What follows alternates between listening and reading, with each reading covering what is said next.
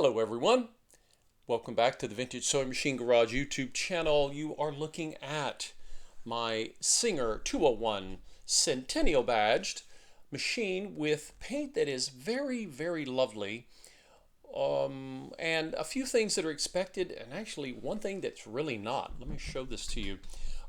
It is very common with a sewing machine to sometimes see little nicks in the paint. You can see a couple of chips here right along that edge. Edges are always vulnerable with anything that's painted, cars and just about anything.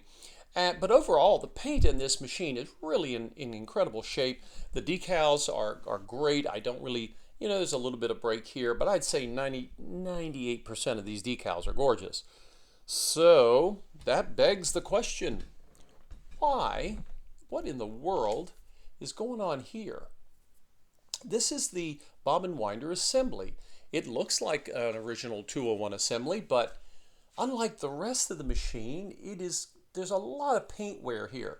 And I'm just curious, what do you guys think? I think at some point in the history of this machine, someone went in and said, I don't think, maybe they were having a problem with the old bobbin winder, I don't know, and they got a spare.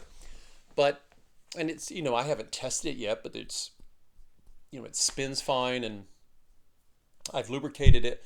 One of the things that you can do is you can take a cotton swab and you can dip it down in a little water mixed with a little dishwashing liquid. Now, why would you do that?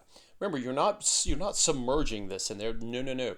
You just want to moisten a cotton swab, and you're going to come in and you are going to, I am going to go over this until the cotton swab really starts to show mostly just white. Why am I doing that? Because this is an area, I haven't decided if I'm going to touch up all the areas, but this one, I'm going to paint this. I'm going to do touch-up paint.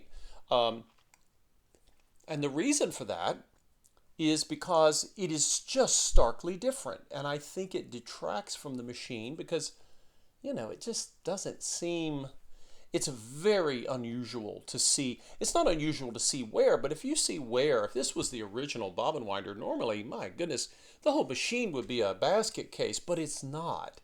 And so that is kind of a hint that sometimes you can tell a little bit about the history of a machine and what it's gone through when you look for these clues.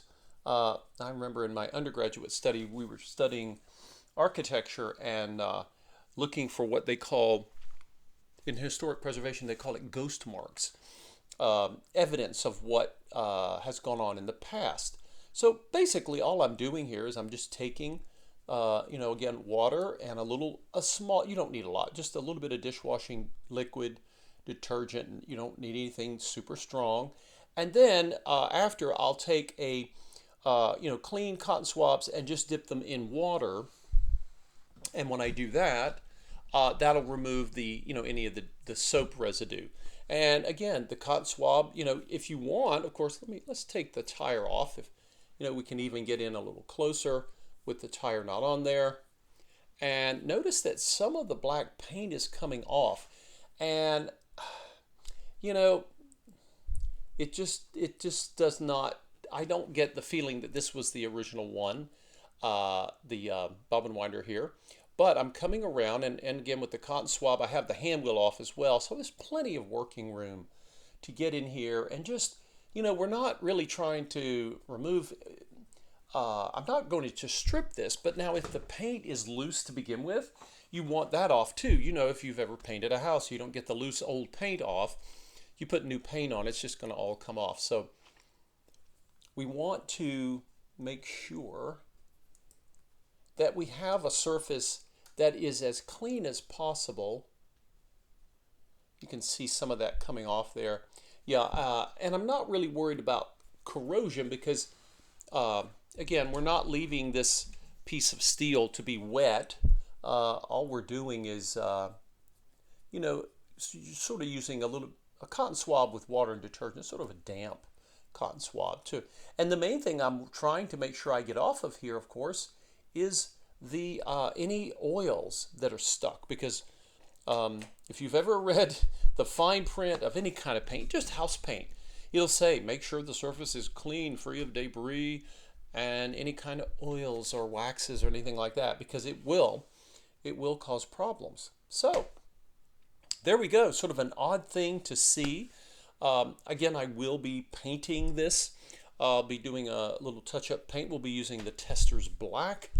And again, an ounce of prevention worth a pound of cure. Sometimes, just like with painting a house, we get it, we want to get in and get going and get the job done, but you will really save yourself a lot of work if you just take this extra step. And then we'll just let this dry. It won't take long because there's, it wasn't soaked. And then we will we'll be adding the gloss paint to get the bobbin winder to hold up its end of the deal here, because we have a machine I think is going to clean up beautifully.